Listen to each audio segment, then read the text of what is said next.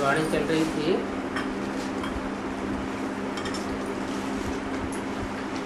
छः मार्च 1967। चौथा पेज, पहली लाइन। बात चल रही थी ये पढ़ाई सिर्फ 1 घंटा रोज पढ़नी है। ज़्यादा टाइम पढ़ाई में नहीं लगता है, और वो दुनियावी पढ़ाई तो 8-8 घंटा रोज पढ़ते हैं। 4-5 घंटे पढ़ाई तो पढ़ी ही जाती है दुनिया में। ये तो 1 घंटा बस। सवेरे का समय ऐसा है जो कि सबको फुर्सत होती है। बाकी कोई बांधेलियां आदि हैं, सवेरे सवेरे उनको नहीं आने देते हैं, नहीं आ सकती हैं, तो उनके लिए और टाइम रख सकते हैं। माना बांधेलियां हैं, उनके पति दिन में दोपहर को काम पे चले जाते हैं, दोपहर को उनको फुर्सत हो जाती है, तो वो दोपहर में भी क्लास कर सकती है।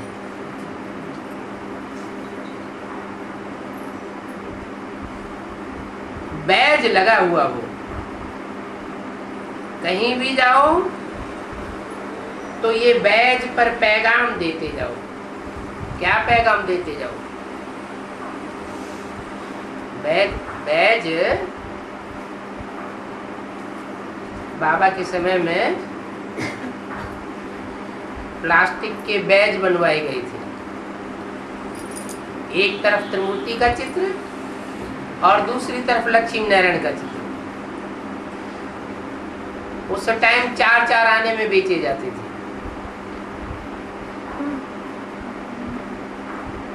अभी तो दूसरे तरीके के बैज बनने लग पड़े। तो बताया ये बैज जेब में पड़ा हुआ।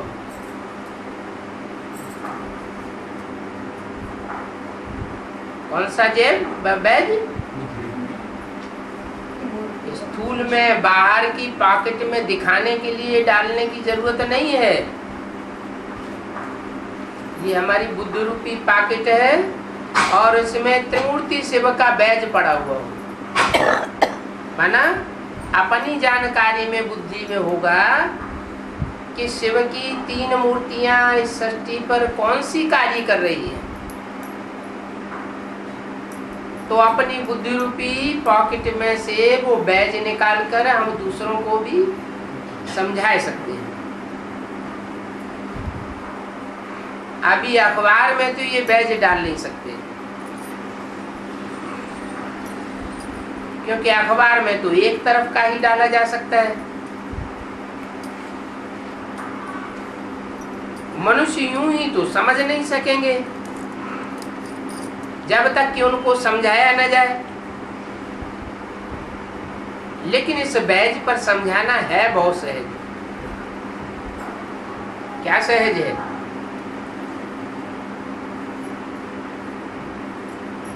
ये है त्रिमूर्ति शिव बाप। 3 मूर्तियां कौन कौन सी? ब्रह्मा, विष्णु और शंकर। अच्छा, वो तो तब की बात हो गई, सन 67 की। 1 साल के बाद तो पहली मूर्ति ने से भी छोड़ दिया। अब क्या समझावेंगे? है? पहली मूर्ति के ऊपर अब क्या समझावेंगे? अभी भी समझावेंगे। मुरली में बोला है, ये ब्रह्मा है तुम्हारी जगदम्बा। वास्तव में जगदम्बा तो स्त्री चोला को कहा जाता है। ये तो पुरुष मुख है, दाढ़ी मूछ वाला है। भक्ति मार्ग में दाढ़ी मूछ वाले ब्रह्मा की पूजा नहीं होती, मंदिर नहीं बनते, मूर्तियां नहीं बनती। लेकिन वही ब्रह्मा जब शरीर छोड़ने के बाद कोई ब्राह्मणी में प्रवेश करता है, कोई माता में प्रवेश करके कार्य करता है, तो वो जगदम्बा के रूप में संसार में पूजा जाता है। इसलिए बोला ये ब्रह्मा है वास्तव में तुम्हारी जगदम्बा, क्योंकि उस चोले में, स्त्री चोले में आत्मा ब्रह्मा की कार्य करती है और शरीर वो स्त्री चोले का है।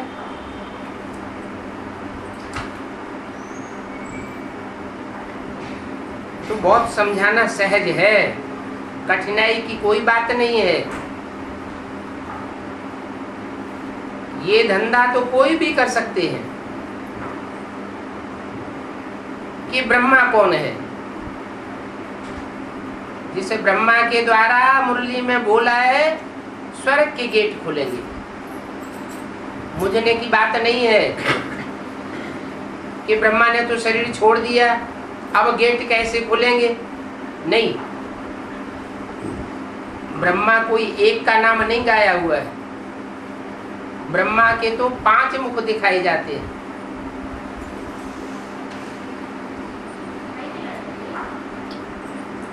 तो ब्रह्मा अनेकों के नाम हैं, तो समझाना पड़े कि ब्रह्मा का आदि रूप वही माता का था, जिसमें प्रवेश करके सुनने सुनाने का भक्ति मार्ग का फाउंडेशन डाला गया। वही माता शरीर छोड़ने के बाद फिर अंत में एडवांस पार्टी में जगदम्बा के रूप में प्रत्यक्ष होती है जगत पिता के साथ। तो जगत पिता भक्ति मार्ग में शंकर को कहा जाता है। जगतम पितरम वंदे पार्वती परमेश्वरो। परमेश्वर का जो रूप है वो प्रैक्टिकल रूप शंकर का है। 33 करोड़ देवताएं हैं। उन 33 करोड़ देवताओं में से एक ही ऐसा देवता है जिसका नाम शिव के साथ जोड़ा जाता है। शिव शंकर भोलेनाथ कहते हैं। शिव ब्रह्मा या शिव विष्णु नहीं कहा जाता। तो शंकर का नाम शिव के साथ जोड़ने का भी कोई कारण होगा ना।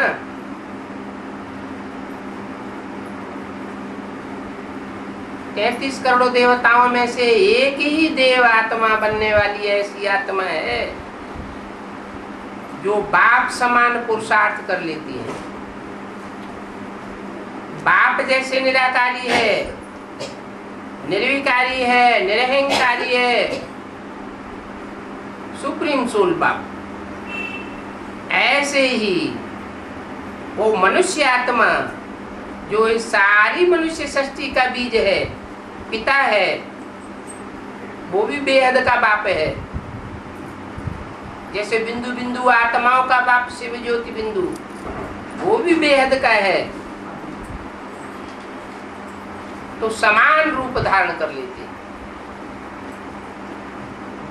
थोड़े समय के लिए।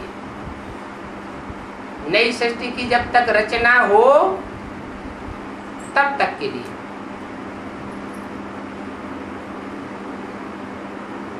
तो ये धंधा तुम बच्चों को करना है। बैच पर कोई को भी समझाओ। अच्छा, खुद भले याद नहीं करते हो, दूसरों को तो याद दिलाओ, वो भी अच्छा है। दूसरों को कहेंगे देही अभिमानी बनो और खुद देह अभिमानी में रहेंगे तो कुछ न कुछ विकर्म तो होता रहेगा। लेकिन दूसरों का कल्याण हो सकता है। पहले पहले मनसा में तूफान आते हैं जिनसे फिर करुणा में आ जाते हैं। पहले मनसा में, फिर वाचा में बात आती है, फिर करुणा में आ जाती है। मनसा में तो तूफान बहुत आवेंगे, क्योंकि संगम युग में 84 जन्मों की रील घूमती है, रिहर्सल हो रही है 5000 वर्ष की ड्रामा की। तो 63 जन्मों में जो भी संकल्प विकल्प किए हैं, जो भी उल्टे पलटे कर्म किए हैं, जिन जिन आत्माओं के साथ किए हैं, वो शूटिंग पीरियड में याद जरूर आवेंगे। परंतु कर्मणा से कोई पाप कर्म नहीं करना चाहिए। मनसा में तो आवेंगे, उस पर फिर बुद्धि से काम लेना है। बुरा काम कब नहीं करना चाहिए, अच्छा ही काम करना है। बाकी संकल्प तो अच्छे भी आवेंगे, बुरे भी आवेंगे। बुरे संकल्प क्यों आते हैं? जब हमने ज्ञान ले लिया और ईश्वर का ज्ञान ले लिया, तो बुरे संकल्प क्यों आना चाहिए? नहीं आना चाहिए ना। फिर क्यों आते हैं? क्योंकि 63 जन्मों का हिसाब किताब चुकतू हो रहा है।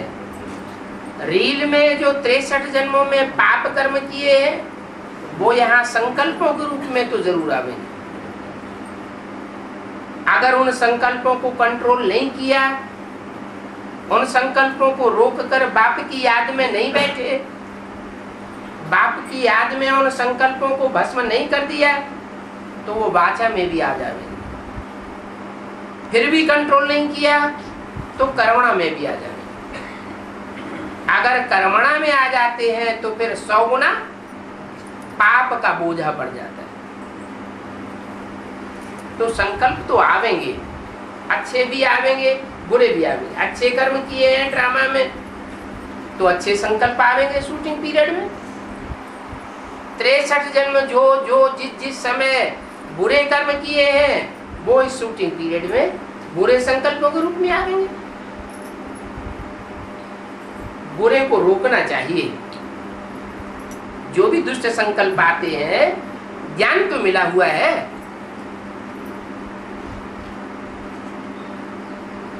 इस संकल्प से बाबा खुश होगा और इस संकल्प को करने से बाबा ना खुश हो जाएगा। हमें तो मनमना भव बनना है। हमारे अंदर वही संकल्प आना चाहिए जो बाप संकल्प चलाना चाहता है। जो बाप का संकल्प, वो हमारा संकल्प। तो टैली करना चाहिए कि ये संकल्प बाप समान है। बाप इस संकल्प को स्वीकार करेगा, बाप की श्रीमत के अनुकूल है। अगर बाप की श्रीमत के अनुकूल संकल्प नहीं है तो उसको तुरंत रोक देना चाहिए। बाप की याद में बैठना है। ये बुद्धि तो हमें बाप ने दी है ना, कि क्या संकल्प करना है, क्या नहीं करना है, कौन सा कर्म करना है, कौन सा नहीं करना है, कौन सी बात करनी है, कौन सी बात नहीं करनी है। दूसरा तो कोई इन बातों को नहीं समझेंगे। वो तो रंग काम ही करते रहते हैं। कौन? जो ये ज्ञान नहीं ले रहे हैं, ईश्वरीय ज्ञान में नहीं चल रहे हैं, वो तो उल्टा काम ही करते रहते हैं। तुमको तो राइट काम ही करना है। अच्छे पुरुषार्थ से राइट काम होता है। पुरुषार्थ जब खराब होता है, तामसी होता है, तो खराब काम होता है। बाप तो बहुत अच्छी रीति समझाते रहते हैं। संजय को भी समझाते हैं कि पुरानी रस्म छोड़ दो। क्या संजय किसका नाम दिया है बाबा ने?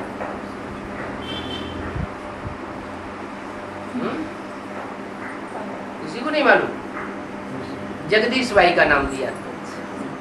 जगदीश भाई जो बहुत लिटरेचर बनाता था, छपाता था, उसका नाम दिया संजय।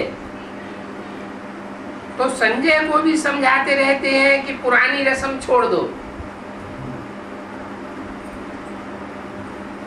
जरूर कोई पुरानी रस्म अपनाते होंगे क्या? उन्होंने क्या पुरानी रस्म अपनाई है?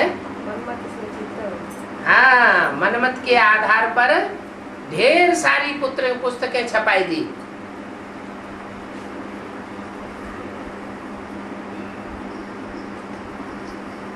गीता में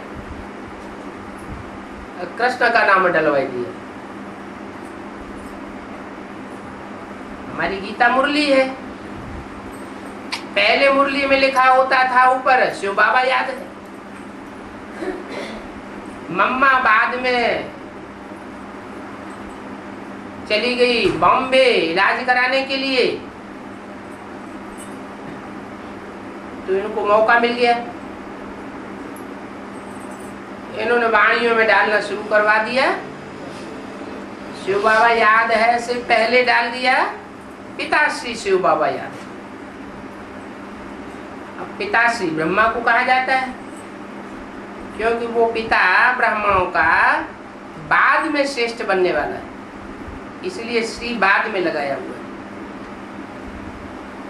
तो पिताश्री ब्रह्मा वो शिव बाबा हो गया। अब पिताश्री ने तो वाणी नहीं चलाई, वाणी चलाने वाला कौन था उनके अंदर? शिव बाबा था। लेकिन पढ़ने वाला तो यही समझेगा कि पिताश्री ही शिव बाबा है। तो बाप कहते हैं अब ये पुरानी रस्म छोड़ दो, ये तो भक्ति मार्ग में गीता का भगवान कृष्ण को समझ लिया है। गीता का भगवान कृष्ण नहीं है। भक्ति मार्ग में कृष्ण की जीवन कहानी लिख दी श्रीमद् भागवत। संजय जगदीश ने भी एक किताब लिख दी, एक अद्भुत जीवन कहानी। और उस अद्भुत जीवन कहानी में चित्र डाल दिया ब्रह्मा बाबा का।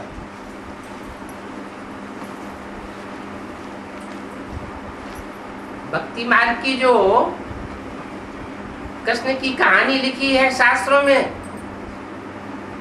उसका नाम दिया है श्रीमद् भागवत। उसमें एक अध्याय है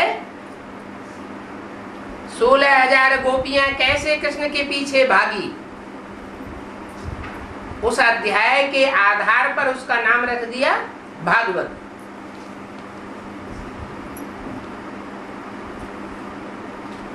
उस किताब में चित्र छाप दिया कृष्ण का।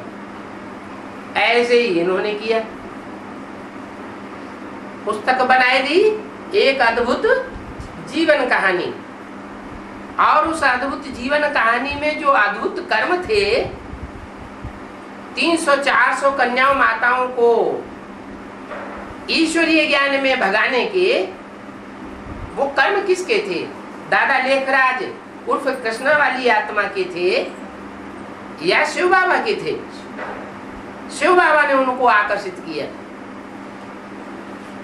कोई बूढ़े व्यक्ति ने आकर्षित नहीं किया। लेकिन नाम और रूप डाल दिया उस पुस्तक में, एक अद्भुत जीवन कहानी में दादा लेखराज का। तो बाबा संजय से कहते हैं, समझाते हैं कि अब ये पुरानी रस्म छोड़ दो। अभी तो बाप ने तुम्हें सच्चाई बताई है कि गीता का भगवान निराकार परमपिता परमात्मा शिव शंकर भोलेनाथ है। तुमको भी इस ज्ञान का तंत्र समझाने वाला यज्ञ के आदि में वो ही था, अभी तुम भूल गए।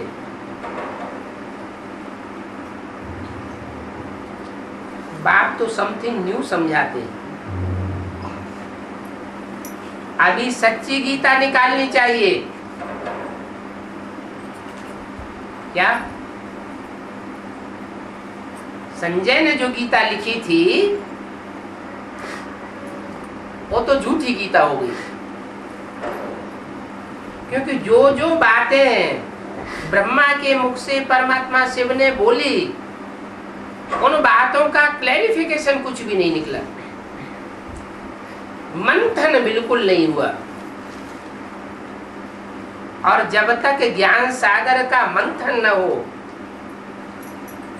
तब तक अमृत कलश नहीं निकल सकता। अमृत निकलता ही तब है जब मंथन किया जाए। तो ब्रह्मा के मुख से जो भी वाणी निकली उसका मंथन नहीं हुआ, इसलिए मुरली में बाबा ने बोला अभी गीता ज्ञानामृत नहीं कहेंगे, क्योंकि मंथन नहीं हो रहा है। अभी गीता तो कहेंगे, मनुष्यों के मुख से बोली हुई, मनुष्यों के द्वारा सुनाई हुई गीता कहेंगे। उस गीता में कृष्ण का नाम डाला हुआ है, माना दादा लेखराज का नाम डाला हुआ है। उस गीता से होती है दुर्गति। वो तथाकथित ब्राह्मणों की दुर्गति हो रही है, बुद्धि की भी दुर्गति हो रही है और शरीर की भी दुर्गति हो जाएगी। क्यों? क्योंकि मुरली में बोला है इस ब्रह्मा के चित्र को नहीं रखना है, इस ब्रह्मा को याद नहीं करना है। ये ब्रह्मा गीता का भगवान नहीं है, फिर भी ब्रह्मा के चित्रों को ही रखा। चित्र रखा ही जाता है स्मरण करने के लिए। मुरली में बोला है अगर ब्रह्मा को याद करेंगे तो पतित बन पड़ेंगे। पहले तो बुद्धि पतित बनती है, सच्ची बात ज्ञान की समझ में आती ही नहीं, जैसे कि बुद्धि को ताला लग जाता है। तो ये हुई ब्राह्मणों की दुनिया के उन तथाकथित ब्राह्मणों की बात। वो संजय के लिए बोला बाबा ने कि तुमको सच्ची गीता निकालनी चाहिए, लेकिन वो सच्ची गीता निकाल नहीं सके और बीच में ही शरीर छोड़ करके अब चले गए। तो क्या बाबा ने संजय को झूठ बोला कि तुमको सच्ची गीता निकालनी चाहिए? जिस व्यक्ति के द्वारा जो कार्य होना ही नहीं है उनसे भगवान क्यों बोलेगा? जैसे मुरली में बोलते हैं कि मैं तुम बच्चों को सुनाता हूं, ये ब्रह्मा बीच में सुन लेता है। तो ब्रह्मा को नहीं सुनाता हूं, किसको सुनाता हूं? तुम बच्चों को। क्यों सुनाता हूं? क्योंकि तुम बच्चे इस कार्य को संपन्न करेंगे। ब्रह्मा इस कार्य को संपन्न करने वाला नहीं है, ये तो बीच में ही शरीर छोड़ जा, बेबी बुद्धि है। ऐसे ही संजय से कहा तुम्हें सच्ची गीता निकालनी चाहिए, लेकिन संजय तो शरीर छोड़ गए। तो भगवान क्या जाने जाननहार नहीं है? सुप्रीम सोल अंतर्यामी नहीं है क्या? ऐसे क्यों बोला? ऐसे इसलिए बोला कि बेहद का बाप बेहद के बच्चों से बेहद की बात करते हैं। जब संजय बोला तो उसका अर्थ है संपूर्ण जय। जिसकी संपूर्ण जय होती है उसका नाम है संजय। उन्हीं का दूसरा नाम रखा जगदीश। का नाम रखने से जगदीश हो जाता है? कैसे जगदीश हुआ? जगत का ईश है, माने जगत को कंट्रोल करने वाला। तो जो जगत को कंट्रोल करने वाला है वो तो नारायण है, जो नर से नारायण बनता है, वो ही संजय है। उसी की संपूर्ण जीत होती है और बाकी की सबकी नंबरवार जीत होती है। तो बोला अभी सच्ची गीता निकालनी चाहिए। तो जो बेहद का संजय है उसका काम है सच्ची गीता निकालने का।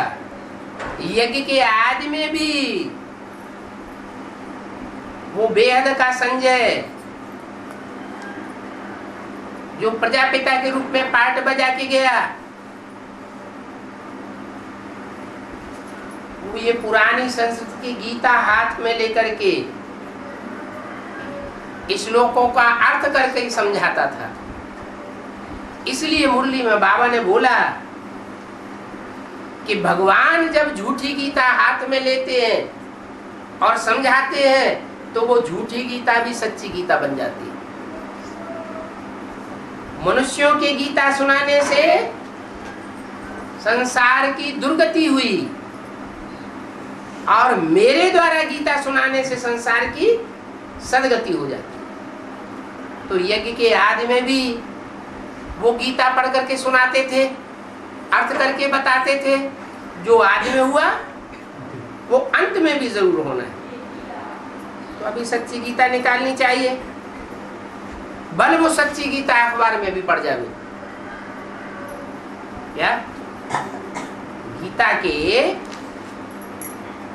108 से भी ज्यादा टीकाएं निकल चुकी हैं।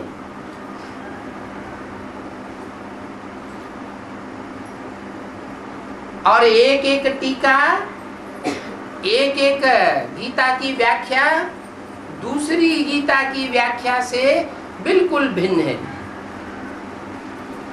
माध्वाचार्य की गीता ये अर्थ निकालती है कि आत्माएं अनेक हैं और परमात्मा एक है, और शंकराचार्य की गीता ये अर्थ निकालती है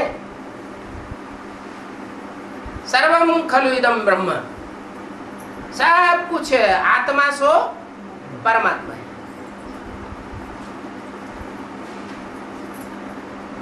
अहम ब्रह्मास्मि शिवो अहम, परमात्मा ही परमात्मा है।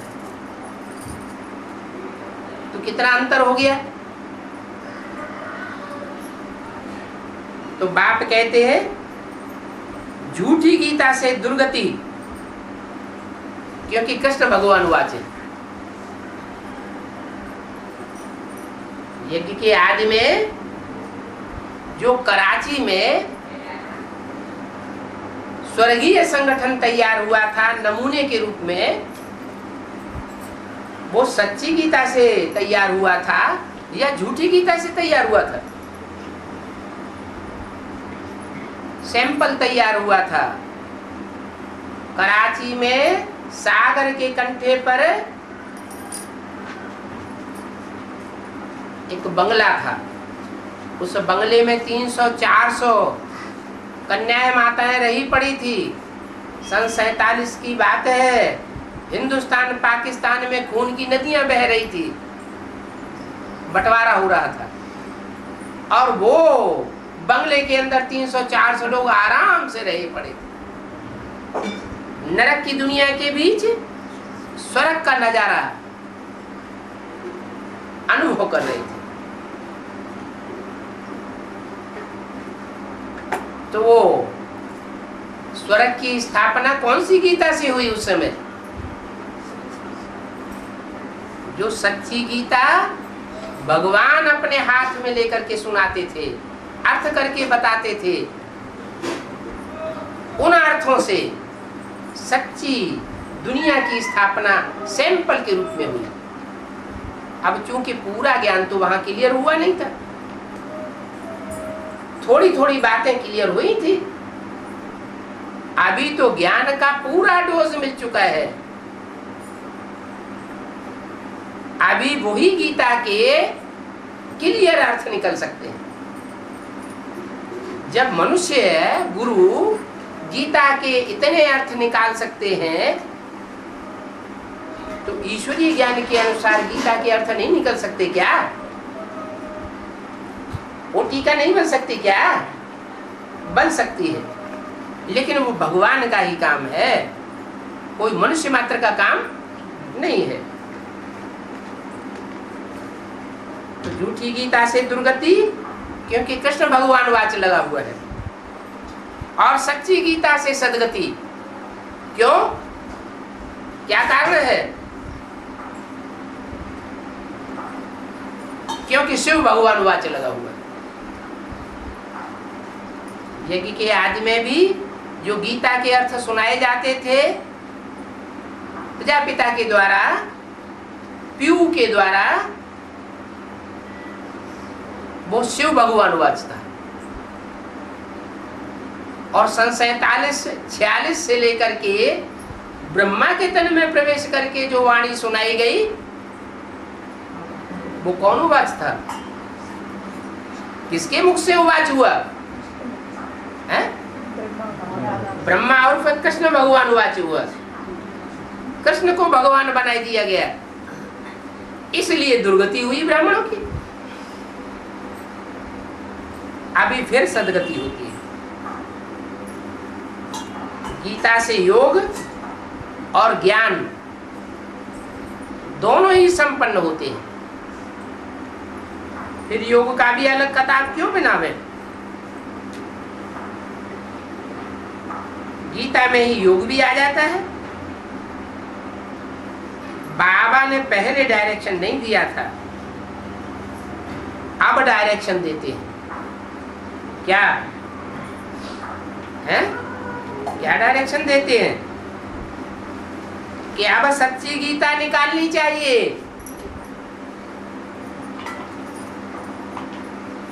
दुनिया वालों ने जो गीता निकाली, मनुष्य गुरुओं ने, वो तो झूठी गीता हुई, लेकिन ब्राह्मणों की दुनिया में भी झूठी गीता हुई, क्योंकि उसका अर्थ नहीं किसकी बुद्धि में बैठा। अभी अर्थ सहित बाप एक एक वाक्य का हित्य हित्य करके समझाते हैं कि सच्ची गीता से कैसे सदगति होती है। अभी दिन प्रतिदिन नए नए डायरेक्शंस, नए नए पॉइंट्स निकलते रहते हैं। और मनुष्यों की गीता तो फिनिश की हुई है, ये गीता तो फिनिश नहीं होती। तब तक नहीं फिनिश होगी, तब तक सुनते रहेंगे, जब तक देहवान में जीते रहेंगे तब तक पीते रहेंगे। ओम शांति। ये 3 मार्च 67 का प्रातः क्लास का रहा हुआ पॉइंट्स। अभी भक्ति मार्ग खलास होता है, ज्ञान मार्ग शुरू होता है।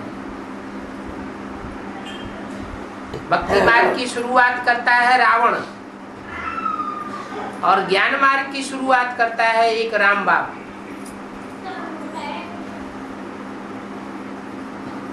सतयुग में ऐसे भक्ति मार्ग के काम नहीं होते। ड्रामा को बहुत अच्छी रीति समझना है। सेकंड बाय सेकंड ड्रामा में नूद है। कल्प के बाद फिर यही बातें रिपीट होंगी, तो ड्रामा को अच्छी रीति समझना चाहिए। अच्छा, कोई जास्ती याद नहीं कर सकते हैं तो बाप कहते हैं आलफ और बे, ये तो याद करो। अलफ, उर्दू में अलफ कहते हैं खड़ा हुआ डंडा, और बे कहते हैं पड़ा हुआ डंडा।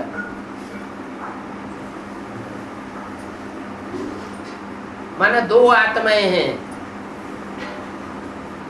अलफ माना अल्लाह, ऊंचे ते ऊंचे, वो कभी गिरता नहीं है, पतित नहीं होता, और पतित हो जाते हैं। जो भी मनुष्य आत्माएं सब पतित बन जाती है। रामकृष्ण की आत्माएं भी पतित बन जाती है। उनमें मुख्य सबसे जास्ती पतित कौन बनता है? राम वाली आत्मा। तो बे हो गया पड़ा हुआ डंडा। जो सबसे जास्ती पतित बनता है उसमें वो एवर प्योर सुप्रीम सोल प्रवेश करता है तो वो विश्व का बादशाह बन जाता है। कैसे बन जाता है? वो सुप्रीम सोल प्रवेश करता है तो वो अलिफ अल्लाह का पार्ट बजाने लग पड़ता है। अल्लाह माने सबसे ऊंचा,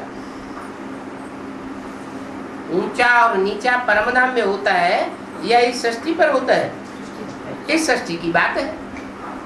तो जरूर इस सृष्टि पर कोई ने अल्लाह माने ऊंचे से ऊंचे का पार्ट बजाया होगा, जिसके द्वारा वो पार्ट बजाया जाता है उसको कहते हैं कि वो अल्लाह अव्वल दीन की स्थापना करने वाला है। फिर कथा कहानियां बना दी है, अल्लाह अव्वल दीन की कथा। दीन माना धर्म, वो अव्वल नंबर धर्म स्थापन करता है। और भी धर्म पिता इस सृष्टि पर आते हैं, वो नंबरवार दूसरा तीसरा चौथा धर्म स्थापन करते हैं।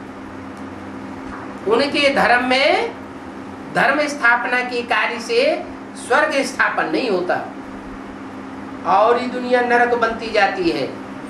और ये अल्लाह ऐसे धर्म की स्थापना करते हैं, ऐसे दीन की स्थापना करते हैं जिससे एक ही जन्म में ये दुनिया स्वर्ग बन जाती है। तो बाप कहते हैं अलफ और बे बादशाही को याद करो।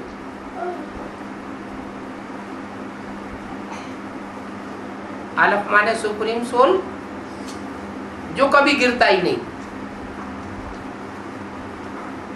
इस श्लोकों में गाया हुआ अच्युतम केशवम, वो अच्युत है। च्युत माने गिरने वाला, आ माने नहीं, वो कभी नीचे नहीं गिरता। माना जिसमें भी प्रवेश करता है, जिस मुकर्रर रथ में, उसके नीचे गिरने का सवाल नहीं है। अंदर में धुन लगा दो। हम आत्मा कैसे 84 जन्मों का चक्र लगा करके आती। हम पहले देवता थे, फिर क्षत्रिय बने। तो ये चित्रों पर बैठ करके समझाओ कि कैसे सतयुग में हम देवता थे, त्रेता में क्षत्रिय बने, द्वापर में वैश्य बने, विशेष बन गए, और कलयुग में शूद्र बन गए। बहुत आसान है ये समझाना। ये है रूहानी बच्चों की रूह रिहान। बात रूह रिहान करते हैं बच्चों से। कौन से बच्चों से? जिस्मानी बच्चों से। उन जिस्मानी बच्चों से बात नहीं करते हैं जिनमें कुछ न कुछ देहभान रह जाता है पढ़ाई पूरी होने के बाद भी। वो देहभान रहने के कारण वो पूरी आत्मा नहीं बन पाते, रूह नहीं बन पाते। जब पक्की रूह नहीं बन पाते तो 84 जन्म भी नहीं लेते। बीज मजबूत होगा तो उसका पौधा या झाड़ भी मजबूत होगा, और बीज डिफेक्टेड होगा तो उसका पौधा या झाड़ भी कमजोर होगा। तो ये आत्मा रूपी बीज है। तुम बच्चे पूरी रूहानियत को धारण करते हो, 100% रूह बनते हो। तो जो पक्के पक्के रूह बन जाते हैं वो इसी जन्म में इस पुराने चोले को छोड़ करके नया चोला धारण कर लेते, नई दुनिया का फाउंडेशन लगाने के निमित्त बनते हैं। और जो संपूर्ण आत्मा नहीं बन पाते उनको ये शरीर छोड़ करके वापस परम धाम में जाना पड़े। उनके फिर कम जन्म होते जाते हैं। जितना रूहानियत को कम धारण किया है उतने ही कम जन्म लेने पड़े। जैसे इब्राहिम, बुद्ध, क्राइस्ट धर्म पिताएं ऊपर से आते हैं, तो वो सतयुग त्रेता में आके जन्म लेंगे क्या? नहीं लेंगे। क्यों नहीं लेते? जब भगवान इस सृष्टि पर आता है तो क्या धर्म पिताओं को ये ज्ञान नहीं मिलता? मिलता तो है, लेकिन सन्मुख आकर ये ज्ञान नहीं ले पाते, क्योंकि उस समय दुनिया में विनाश शुरू हो जाता है। सन्मुख आकर तुम बच्चे ज्ञान लेते हो, क्योंकि मैं रूहानी बच्चों से बात करता हूँ। जो रूहानियत की स्टेज को धारण करने वाले बच्चे हैं, रूह की स्टेज में टिकने वाले बच्चे हैं, मैं उनसे ही बात करता हूँ। देह अभिमानियों से बात नहीं करता हूँ। और कोई से बात नहीं कर सकते हैं। बाप कहते हैं इसलिए अपन को आत्मा समझो, इसलिए है कि बाप से अगर बातचीत करनी है, बाप से अगर मिलना है, बाप के संग के रंग में आना है, जन्म जन्मांतर बाप की शक्ति को धारण करना है, तो क्या करना है? अपन को आत्मा समझो। आत्मा ही सब कुछ करती है। बाप याद दिलाते हैं,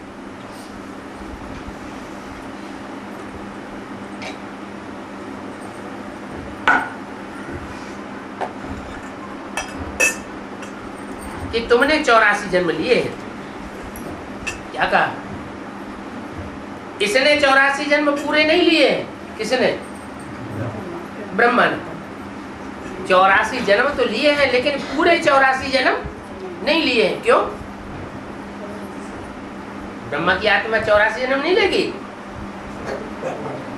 लेगी तो, लेकिन सन 67 से लेकर के 2018 तक ये 50 वर्ष उसके कम हो गए, तो पूरे 84 जन्म के हैं नहीं। ऑल राउंड इस सृष्टि रूपी रंगमंच पर ये जन्म नहीं लेता, लेकिन तुम पूरे 84 जन्म लेते हो।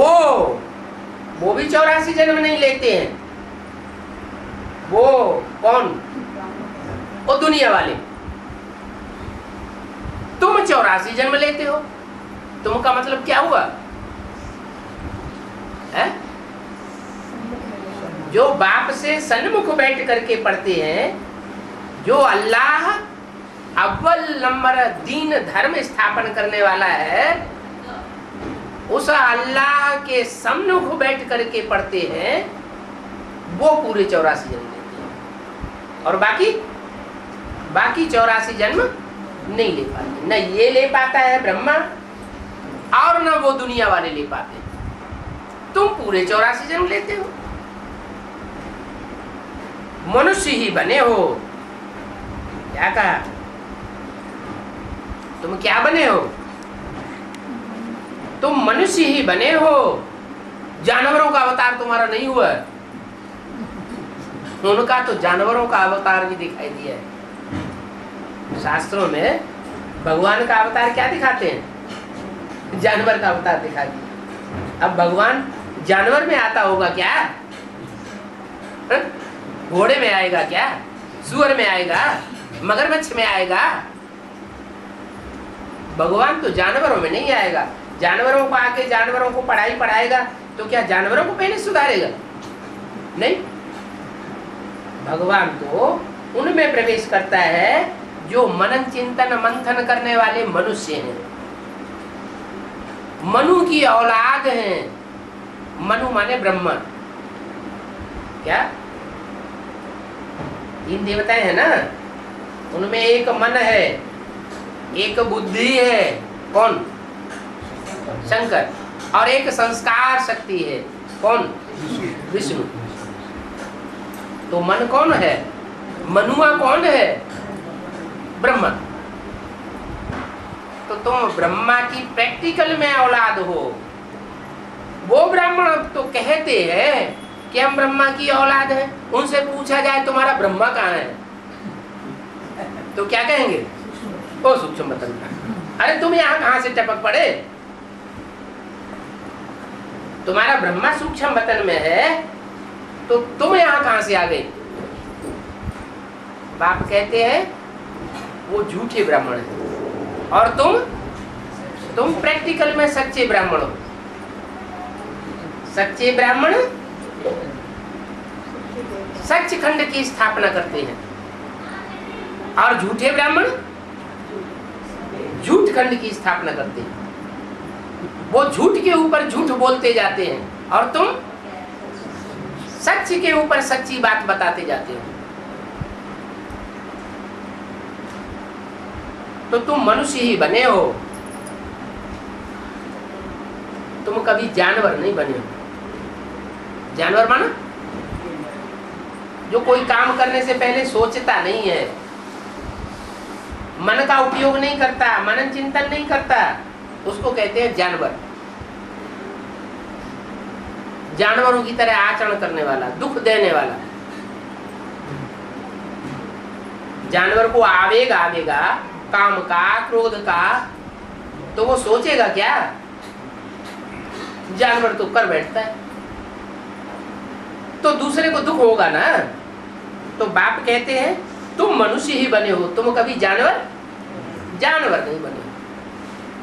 माने तुमने संगम युग में भी श्रीमत का फॉलो किया है, और जो यहाँ श्रीमत को फॉलो करते हैं उनमें संस्कार पड़ जाते हैं श्रीमत पर चलने के। तो तुम 84 जन्मों में तुम जितना श्रीमत पर चलते हो उतना और कोई धर्म वाले श्रीमत पर नहीं चलते। तुम कोई घोड़ा गधा नहीं बने हो।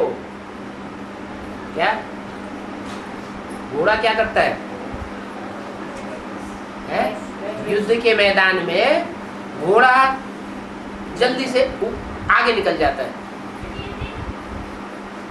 और फिर जल्दी से पीछे भी आ जाता है।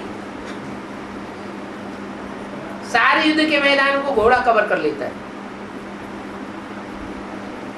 हाथी आगे ही बढ़ता जाता है, वो जल्दी मुड़ नहीं सकता। यहाँ भी पुरुषार्थी है, कोई घोड़े जैसे पुरुषार्थी है, कोई हाथी जैसे पुरुषार्थी है, महारथी, कोई पैदल है। तो बाप कहते हैं तुम कोई हाथी घोड़ा नहीं बनते हो। तुम क्या बनते हो? तुम तो महावीर की औलाद हो। महावीर की औलाद, बच्चे भी क्या होंगे? महावीर। और महावीर नहीं होंगे। जैसे बाप ऑर्डिनेंस निकालते हैं कि विकार में नहीं जाना है, वैसे यह भी ऑर्डिनेंस निकालते हैं क्या? कि किसी को रोना नहीं है। बाप रोने वाले बच्चों को पसंद नहीं करते। रोना अर्थात खोना। जो रोने वाले हैं वो कमजोर आत्माएं हैं। बाप के सूर्यवंशी बच्चे रोने वाले नहीं हो सकते, कब भी रोना नहीं है। सतयुग त्रेता में कब कोई देवताएं रोते हैं क्या? तुम तो सतयुग में देवता बनने वाले हो ना। छोटे बच्चे भी नहीं रोते हैं, रोने का हुक्म ही नहीं है।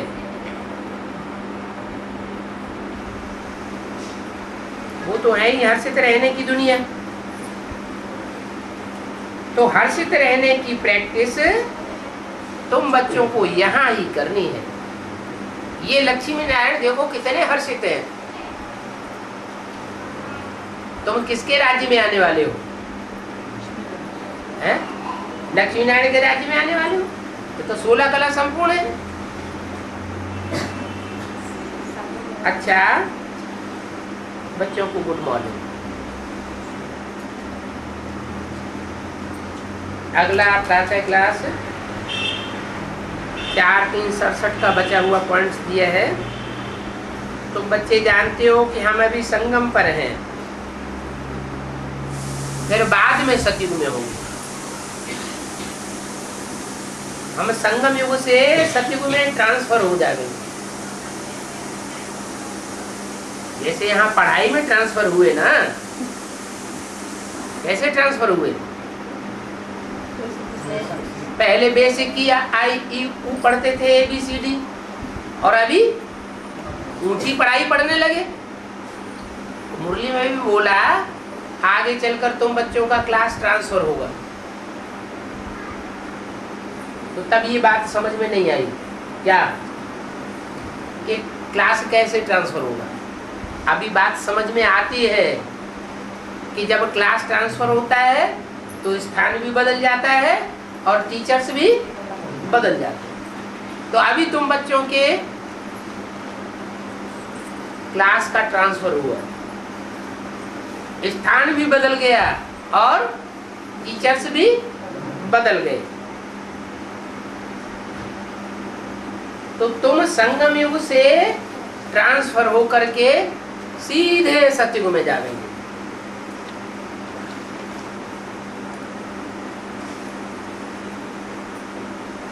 इसका ट्रांसफर नहीं होता क्लास, किसका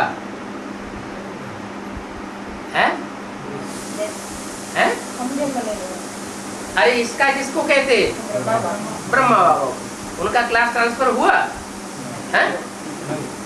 वो तो शरीर छोड़ दिया,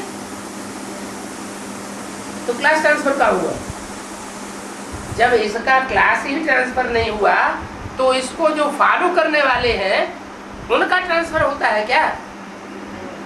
जो इसको फॉलो करेंगे उनकी भी वही गति होगी जो इसकी गति हुई।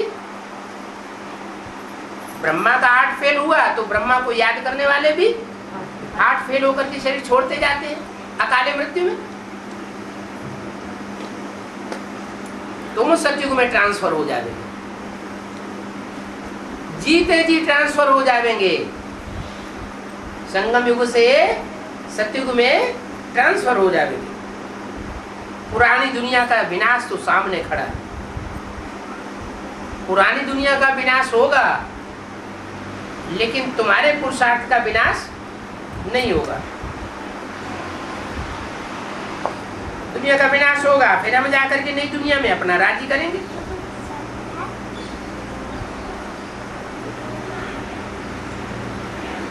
अनेकों बार हमने ये चक्कर लगाया। क्या चक्कर लगाया?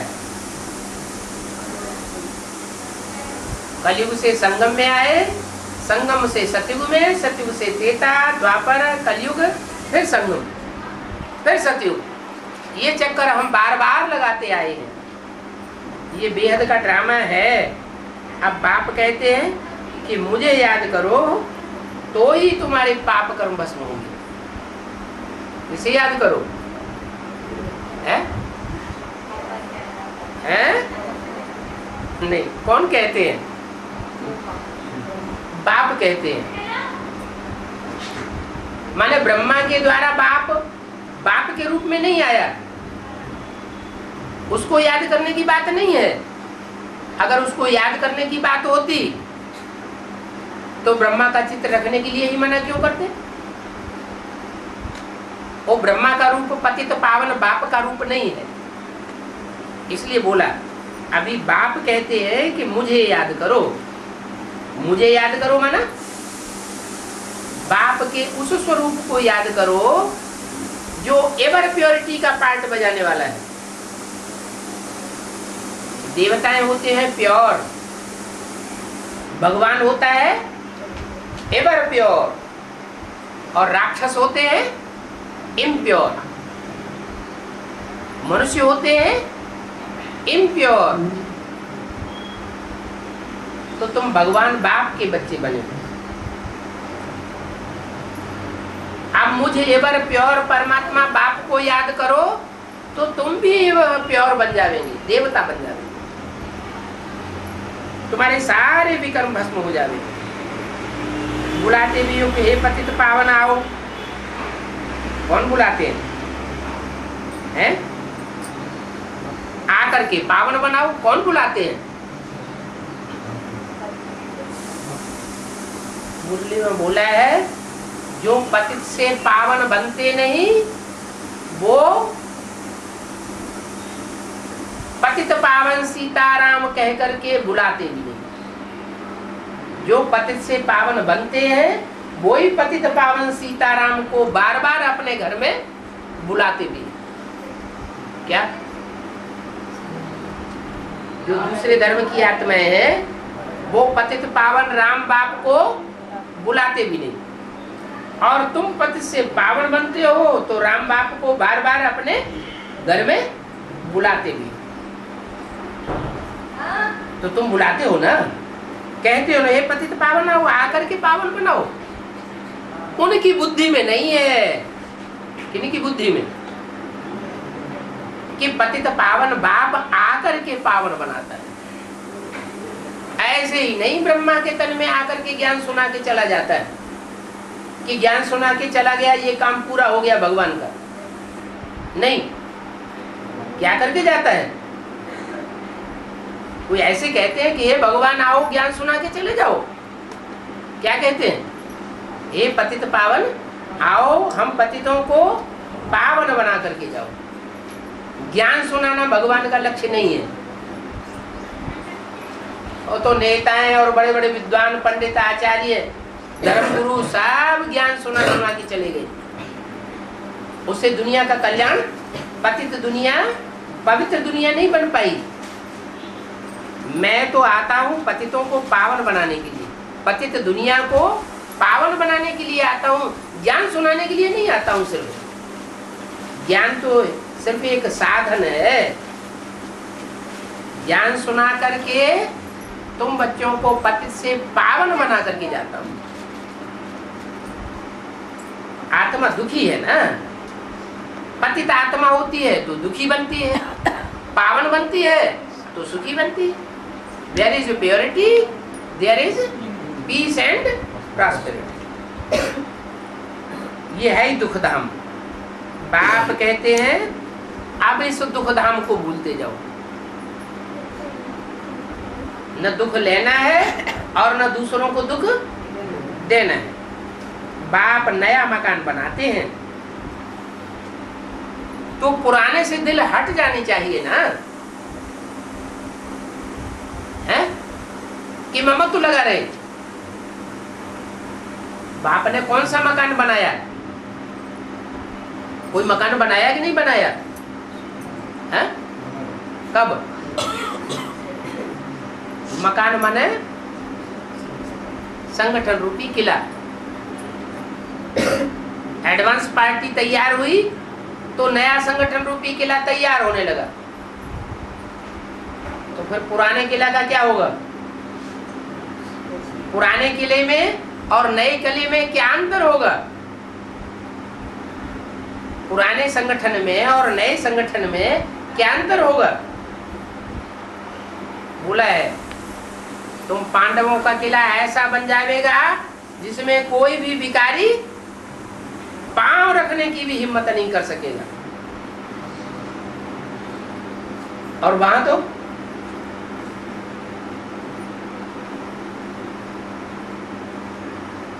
वहां क्या है? वहां क्या होता है और यहाँ क्या होता है?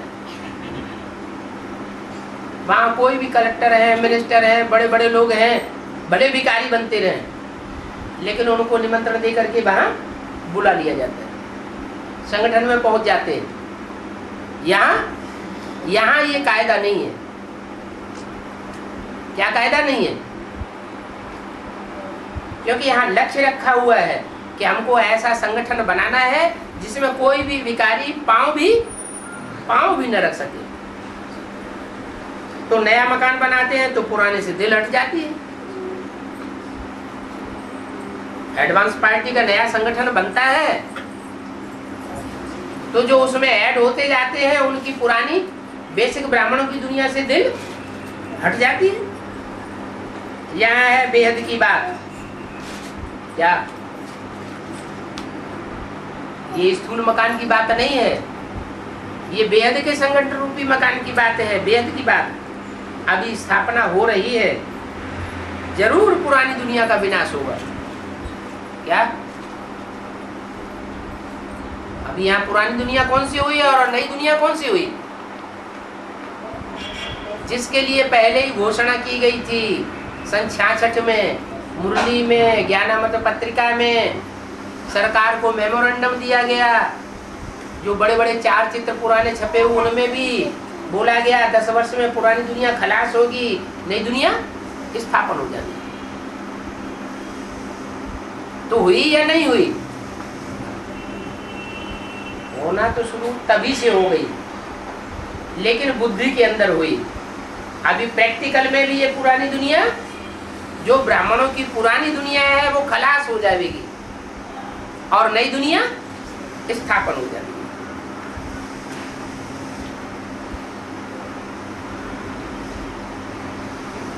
तो तुमको राजधानी को और अपने घर को याद करना, इसमें कोई तकलीफ नहीं है। कहीं भी जाओ, बुद्धि में बाप को और वर्षे को याद करो। इसमें ममत्व तो तोड़ दो, मुझ मासूक को याद करो। तो तुम आधा कल्प के आशिक हो ना, तो याद तो करते आए हो।